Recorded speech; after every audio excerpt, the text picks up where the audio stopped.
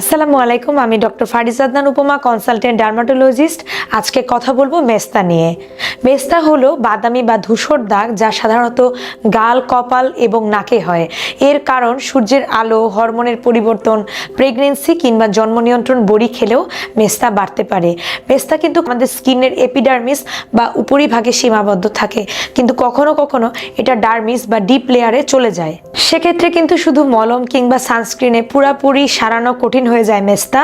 Chemical peeling, injection, tranexamic acid বা পিআরপির প্রয়োজন হতে পারে। এর পাশাপাশি প্রতিদিন সানস্ক্রিন ব্যবহার করতে হবে। সকাল 8টা থেকে দুপুর 4টা পর্যন্ত ঘরে বাইরে যেখানেই থাকুন। Doctor recommended medicine with chemical peeling এবং পিআরপি মেস্তার জন্য খুবই ভালো কাজ করে। মেস্তার চিকিৎসা কিন্তু দীর্ঘমেয়াদী, তাই সময় ও ধৈর্য নিয়ে চিকিৎসা করতে ভুলবেন না। আমাদের সকল মেস্তার ট্রিটমেন্ট আমার চেম্বার জেজি হেলথ কেয়ার, মাটিকাটা ইসিবি চত্বরে অ্যাভেলেবেল আছে।